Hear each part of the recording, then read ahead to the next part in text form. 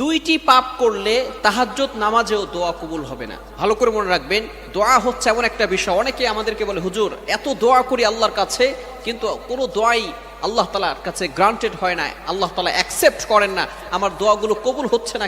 কারণ কি?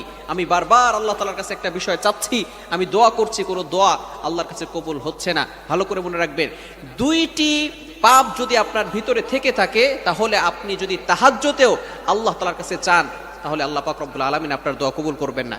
এই দুইটি পাপ কাজ থেকে আমাদের দূরে সরে থাকতে হবে। বিশেষ করে মনে রাখতে হবে, তাহাজ্জুদের সময় আল্লাহ পাক রব্বুল আলামিন প্রথম আসমানে আসেন। বুখারী শরীফের হাদিস, মুসলিম শরীফের হাদিস, আল্লাহ রাসূল সাল্লাল্লাহু আলাইহি সাল্লাম প্রথম আসমানে এসে বান্দাদেরকে ডাকতে থাকে, আলা আমি মুস্তাগফিরিন ফাস্তাগফিরলা, কে আছো গুনাহ করেছো, আমি আল্লাহর কাছে তওবা করো, আমি আল্লাহ তোমাদের গুনাহ খাতা মাফ করে দিব। কে আছো রিজিকের অভাবে আছো, আমি আল্লাহর কাছে চাও, আমি আল্লাহ তাআলা রিজিকের অভাব দূর করে দিব। কে আছো সম্পদ চাও, আমি আল্লাহ তাআলা সম্পদের ব্যবস্থা করে দিব। কার কি চাওয়া পাওয়া আছে সব আমি আল্লাহর কাছে চাও, আমি আল্লাহ তাআলা তোমাদের চাওয়া পাওয়া কবুল করব। সুতরাং এই সময়টা আল্লাহ তাআলা প্রথম আসমানে এসে বান্দাদেরকে ডাকতে থাকেন। মুয়াজ্জিন প্রতিদিন 5 বার মানুষদেরকে নামাজের জন্য ডাকে। একটা সময় এমন আছে যে সময় আল্লাহ নিজে বান্দাদেরকে ডাকতে থাকেন। এজন্য সব সময় স্মরণ রাখবেন, এই সময়টা দোয়া করলে দোয়া কবুল হয়। কেননা আল্লাহ পাক রব্বুল আলামিন প্রথম আসমানে এসে বান্দাদেরকে ডাকতে থাকে।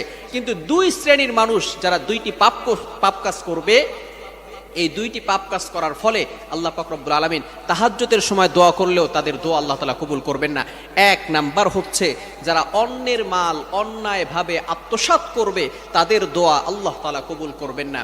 বর্তমান সময়ে অনেক মানুষ এমন আছে যারা ক্ষমতার বাহাদুরি দেখিয়ে যারা এমন ভাবে চলাফেরা করে যে তার থেকে বড় আর কেউ নাই। সে মনে করে I am the best person, আমি সবচেয়ে বড় সেরা, এবং এভাবে সে নিজেকে অহংকার করে মানুষের কাছে অন্যায়ভাবে মানুষের মাল আত্মসাৎ করে, মানুষের মনে কষ্ট দেয়। ভালো করে মনে রাখবেন, এটা হচ্ছে হকুল ইবাদ, একটা হচ্ছে হকুল্লাহ। আপনি আল্লাহর হক নষ্ট করেছেন, আল্লাহ তাআলা গফুরুর রহিম, তিনি চাইলে আপনাকে মাফ করে দিতে পারেন। আল্লাহ তাআলা আপনি নামাজ পড়েন নাই, আল্লাহ তাআলা মাফ করে দিতে পারেন। আপনি রোজা রাখেন নাই, আপনি হজ করেন নাই, আল্লাহ তাআলার ইবাদত করেন নাই, আল্লাহ তাআলা গফুরুর রহিম, আপনাকে চাইলে মাফ করে দিতে পারেন। কিন্তু হকুল ইবাদ, যেটা বান্দার হক, এটা আল্লাহ তাআলা ক্ষমা করবেন না যতক্ষণ পর্যন্ত ওই বান্দা আপনাকে ক্ষমা না করবে। এজন্য খবরদার, অন্যায়ভাবে যদি কেউ মানুষের মাল আত্মসাৎ করে, মানুষের মনে কষ্ট দেয়, তাহলে আল্লাহ পাক রব্বুল আলামিন তার দোয়া কবুল করবেন না।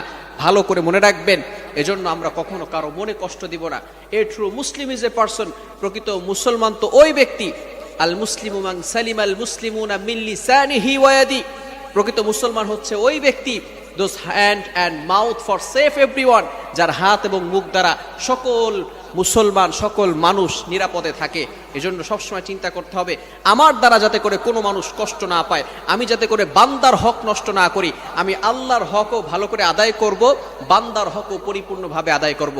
এক নাম্বার যাদের দোয়া আল্লাহ তাআলা কবুল করবেন না, তারা হচ্ছে অন্যায়ভাবে অন্যের মাল আত্মসাৎকারী, অন্যায়ভাবে, এবং যারা মানুষের মনে কষ্ট দেয়। দ্বিতীয় নাম্বার হচ্ছে যারা জেনায় লিপ্ত থাকে, আল্লাহ পাক রব্বুল আলামিন তাদের দোয়া কবুল করবেন না।